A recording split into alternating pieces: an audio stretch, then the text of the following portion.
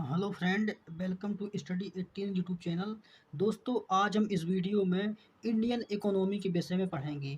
और दोस्तों, आज का हमारा टॉपिक होगा मतलब इंडियन बैंकिंग सिस्टम। दोस्तों, आज के इस वीडियो में बैंकिंग सिस्टम के विषय में पढ़ेंगे। और दोस्तों, बैंकिंग सिस्टम में आज का हमारा टॉपिक होगा आरबीआई। दोस्तों, आज हम आरबीआई बैंक के विषय में पढ़ने वाले हैं। आज हम कंप्लीट देखेंगे कि आखिर आरबीआई बैंक क्या है, इसको क्यों बनाया गया था और इसका काम क्या है। तो आज हम इस वीडियो में आरबीआई बैंक के विषय में पढ़ने वाले हैं। तो आइए दोस्तों, आज का वीडियो शुरू करते हैं।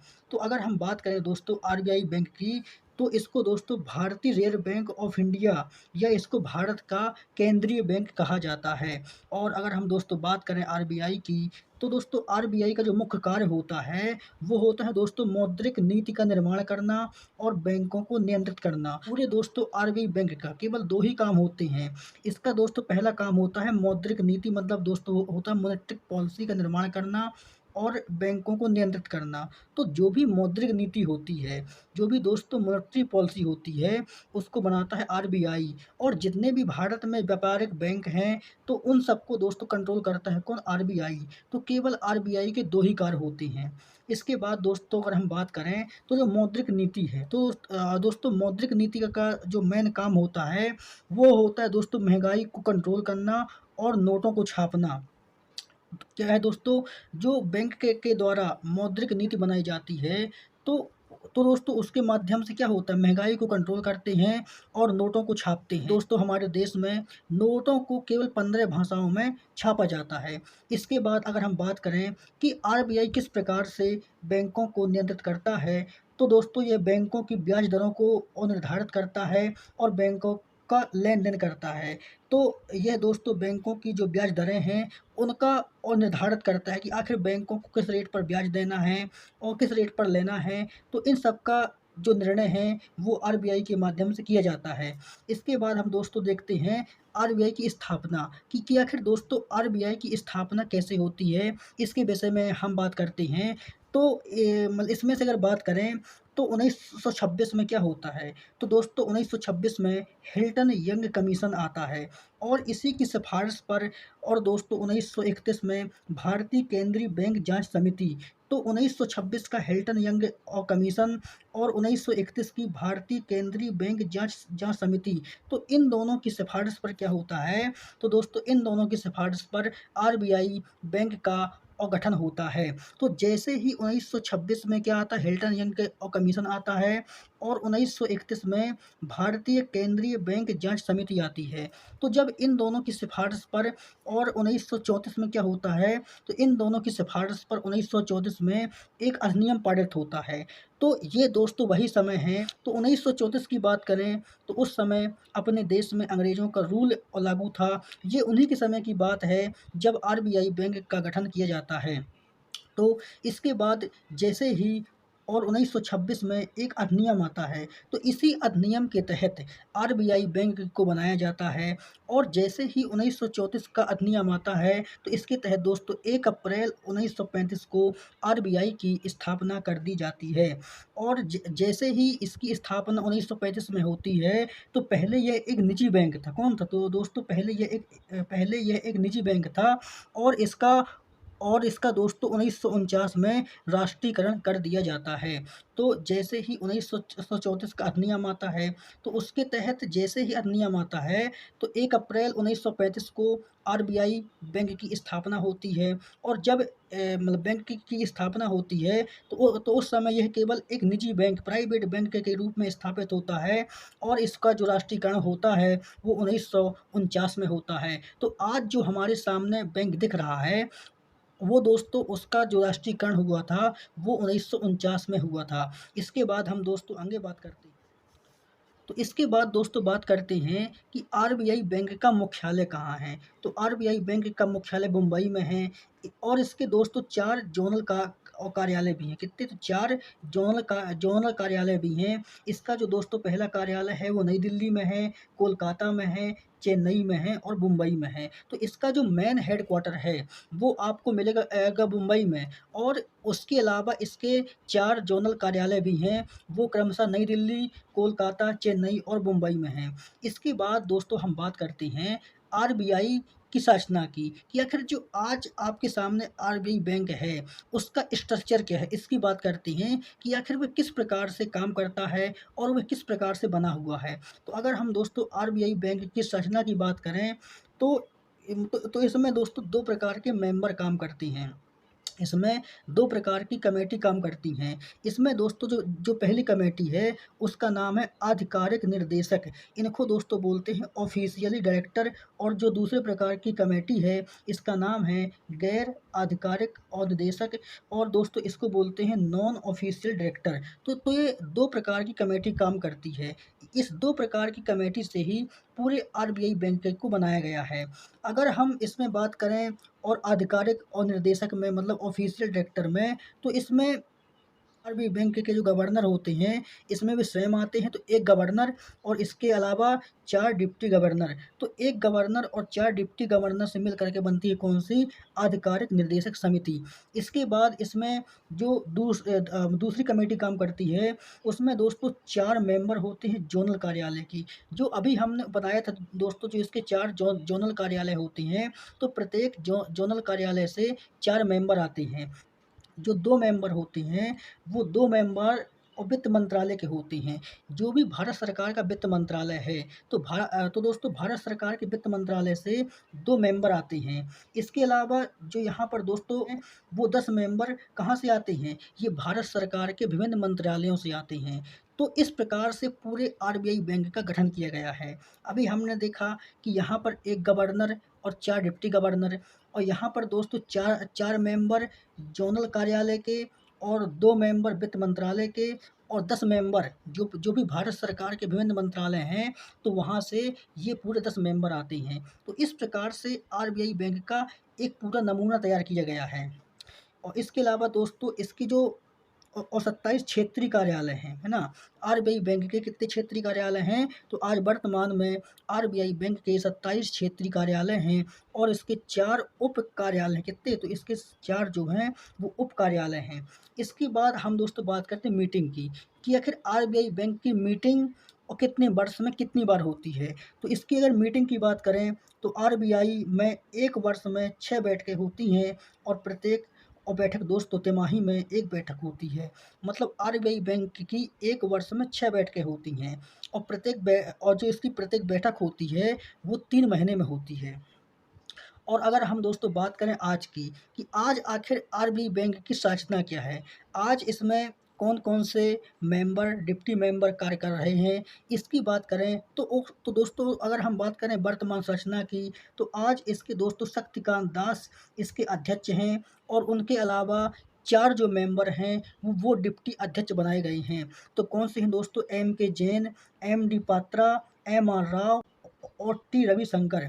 तो ये 4 जो मेंबर हैं, ये हैं दोस्तों आरबीआई बैंक के डिप्टी गवर्नर। क्या हैं? 4 ये आरबीआई बैंक के डिप्टी गवर्नर हैं, और यहाँ पर जो आप देख रहे हैं, ये हैं दोस्तों शक्तिकांत दास। तो ये आरबीआई बैंक के अध्यक्ष हैं।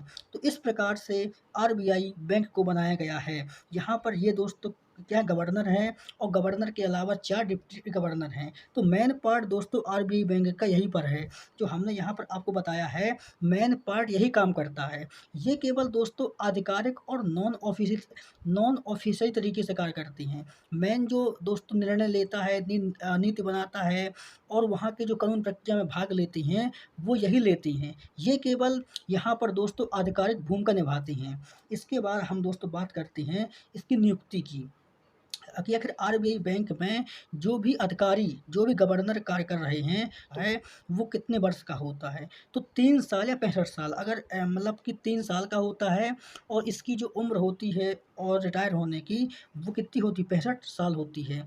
इसके बाद हम दोस्तों आगे बात करते हैं। इसके बाद दोस्तों हम बात करते हैं आरबीआई के कार्य की, कि आखिर जो आरबीआई बैंक के कार्य क्या है? मेन चीज़ तो यही है। हम आज देखेंगे कि आखिर आरबीआई बैंक कौन-कौन से कार्य करता है। तो इसके बारे में हम बात करते हैं। तो दोस्तों इसका जो सबसे पहला कार्य है वो है दोस्तों मौद्रिक नीति बनाना।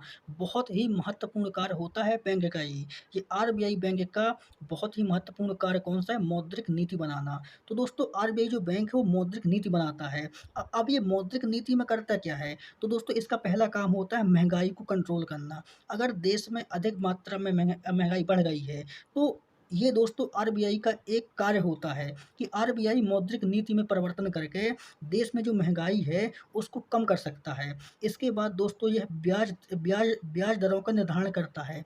बैंक को जो भी पैसा देता है आरबीआई तो उसमें में उनका रेट ऑफ इंटरेस्ट क्या होगा, ब्याज की दरें क्या होंगी, तो इस बात का निर्धारण भी करता है आरबीआई। इसके बाद दोस्तों यह नोटों को छापता है और नोटों को छापना है और कितनी मात्रा में छापना है, ये भी डिसाइड करता है कौन? आरबीआई। इसके बाद दोस्तों इसका जो दूसरा कार्य होता है, तो इसका जो दोस्तों दूसरा कार्य होता है, वो होता है दोस्तों साख का नियंत्रण करना। साख का दोस्तों मतलब इकोनॉमी पैसा होता है और पैसे को ही दोस्तों इकोनॉमी की भाषा में साख कहा जाता है। तो इस साख का नियंत्रण मतलब कि बाज़ार में पैसे का नियंत्रण करता है। इसमें अगर मैं दोस्तों आपको एक बात कहूँ तो दोस्तों पैसे में क्या होता है कि अगर बाज़ार में डिमांड एंड सप्लाई की चेन टूटी, तो फिर दोस्तों बाज़ार में कि देश में महँगाई बढ़ जाती है। इसीलिए आरबीआई का मेन कार्य दोस्तों यही होता है कि वो बाज़ार में डिमांड और सप्लाई की चेन को एक प्रकार से संतुलित करे। तो ये दोस्तों महत्वपूर्ण कार्य होता है आरबीआई बैंक का कि देश में माँग और पूर्ति के मध्य भारतीय बाज़ारों में पैसे को नियंत्रित करना। और मतलब दोस्तों इसका साफ कहना है कि जो भी बाज़ार में डिमांड एंड सप्लाई है कि दोस्तों बाज़ार में किस चीज़ की डिमांड है, किस चीज़ की सप्लाई है, उसको एक प्रकार से मैनेज करता है कौन? आरबीआई बैंक करता है मैनेज। कि आखिर मतलब कि जो दोस्तों रेट ऑफ इंटरेस्ट है, ब्याज की दरें हैं, इन सब का निर्धारण करता है आरबीआई और साथ-साथ और दोस्तों पैसे को के बैलेंस को सँभालता है आरबीआई कि बाज़ार में ना तो ज़्यादा मात्रा में पैसा जाए और ना ही कम मात्रा में पैसा जाए। अगर दोस्तों बाज़ार में कि लोगों के पास अगर ज़्यादा मात्रा में पैसा जाएगा, तो बाज़ार में ऑटोमेटिक महँगाई बढ़ जाएगी और अगर लोगों के पास बहुत ही कम मात्रा में पैसा रहेगा, तो इससे दोस्तों मंदी आ जाएगी। तो यह निर्धारण करता है आरबीआई कि बाज़ार में ना तो अधिक मात्रा में पैसा रहे और ना ही कम मात्रा में पैसा रहे। तो वही चीज़ दोस्तों कंट्रोल करता है किसको? डिमांड एंड सप्लाई को कंट्रोल करता है। इससे महँगाई भी कंट्रोल हो जाती है और मंदी भी कंट्रोल हो जाती है। इसका दोस्तों जो तीसरा कार्य होता है, वो होता है दोस्तों मुद्रा जारी करना। क्या मुद्रा जारी करना, ये तो सभी लोग जानते हैं कि दोस्तों आरबीआई जो बैंक है वो मुद्रा को जारी करता है। अब वो दोस्तों मुद्रा में कौन-कौन सी मुद्रा को जारी करता है, तो यह ₹1 के ऊपर के सभी नोटों और सिक्कों को जारी करता है। ₹1 के ऊपर के जितने भी नोट और सिक्के हैं, उनको आरबीआई बैंक जारी करता है। तो ₹1 के नोट और ₹1 के सिक्कों को यह वित्त मंत्रालय के द्वारा जारी किया जाता है। तो जो भी ₹1 के ऊपर नोट हैं, ₹1 के ऊपर सिक्के हैं, तो इसको दोस्तों और आरबीआई बैंक जारी करेगा। लेकिन जो मतलब ₹1 के नोट है और ₹1 के सिक्के हैं, इनको वित्त मंत्रालय के द्वारा जारी किया जाता है। इसके बाद इसका जो दोस्तों चौथा काम होता है, तो इसका दोस्तों चौथा काम होता है बैंकों पर नियंत्रण। मतलब कि जितने भी भारत में बैंक हैं, तो उन सबको कंट्रोल करता है आरबीआई। तो ये दोस्तों बैंकों का नियंत्रण किस प्रकार से करता है? तो भारत के सभी बैंकों को नियंत्रित करता है, ब्याज ब्याज दरों का निर्धारण करता है और बैंकों को लाइसेंस देता है। इसका दोस्तों मेन काम यही होता है कि कौन-सा बैंक आखिर बैंक बनने के लायक है, ये डिसाइड भी करता है आरबीआई और कौन-सा बैंक बैंक बनने के लायक नहीं है और किस बैंक को दोस्तों बाहर निकालना है, इसका निर्णय भी करता है आरबीआई। मान लो कोई-सा बैंक अगर डूब गया, तो उस बैंक को डूबने से बचाने का भी कार्य करेगा आरबीआई और जो बैंक डूब गया है, डूबते-डूबते अगर डूब ही जाता है, तो उसको डुबाने का भी काम करता है आरबीआई। तो मतलब जो भी बैंकों की चाबी है, वो आरबीआई के हाथों में है। इसके बाद दोस्तों इसका जो दोस्तों 5वाँ कार्य होता है, अगर हम इसके 5वें कार्य की बात करें, तो इसका दोस्तों 5वाँ कार्य होता है वित्तीय मामलों में सरकार को सलाह देना। तो जो भी सरकार दोस्तों वित्तीय मामले होती हैं, जो भी सरकार दोस्तों महँगाई को लेकर के, बेरोज़गारी को लेकर के और जो भी दोस्तों आंकड़े और डाटा बनाती है, तो उन सब में जो बैंक होता है आरबीआई वह एक दोस्तों सलाह के रूप में कार्य करता है। वह सरकार को सलाह देता है और इस प्रकार से वह और सरकार के मामलों में एक सलाह के रूप में कार्य करता है। तो इसमें दोस्तों और सरकार की राजकोष की नीति को में भूमिका निभाता है और बैंकों के विलय में दोस्तों सरकार को जानकारी देता है और सरकार को महँगाई कंट्रोल करने में सहायता करता है। तो वही है कि अगर सरकार को बैंकों का विलय करना है, महँगाई को थोड़ा कंट्रोल करना है और सरकार कोई दोस्तों अगर राजकोष की नीति लेकर के आती है, तो उसमें सलाहकारी के रूप में आरबीआई बैंक के जो गवर्नर हैं, अधिकारी हैं, वो वहाँ पर कार्य करते हैं। इसके बाद इसका दोस्त छठवां कार्य होता है, जो इसका मेन कार्य होता है, वो होता है विदेशी मुद्रा का भंडारण। तो आरबीआई बैंक का जो मेन कार्य होता है, वो होता है दोस्तों विदेशी मुद्रा का भंडारण करना। जो भी विदेशी मुद्रा भारत में आ रही है, तो उसको दोस्तों कैश रिज़र्व के रूप में बैंक अपने पास रखता है। जो भी दोस्तों डॉलर आते हैं, तो डॉलर कहाँ पर जमा होती है? वो आरबीआई बैंक के पास जमा होती हैं। जो सरकार कमाती है, वो अपने पास रखती है, लेकिन जो बैंक के आधार से जो बैंकों को प्राप्त होते हैं, वो दोस्तों जो पैसे हैं, विदेशी मुद्रा है, वो बैंक अपने पास रखता है। तो ये बैंक के मुख्य कार्य होते हैं। हमने दोस्तों इस वीडियो में और कंप्लीट आरबीआई बैंक के विषय में जाना है कि ये आखिर आरबीआई बैंक क्या होता है, करता क्या है, इसके मेन कार्य होते हैं, ये कैसे बना, इसकी संरचना क्या है, तो इसके बारे में हमने इस वीडियो में दोस्तों और जाना है। इसके बाद दोस्तों हम आज का वीडियो ख़त्म करते हैं और दोस्तों इसके अगले वीडियो में हम दोस्तों इंडियन इकोनॉमी में पढ़ेंगे मॉनेटरी पॉलिसी, मौद्रिक नीति के बारे में पढ़ेंगे कि आखिर मौद्रिक नीति किस प्रकार से देश में ब्याज दरों का निर्धारण करती है। तो दोस्तों जब तक के लिए आप सभी का धन्यवाद।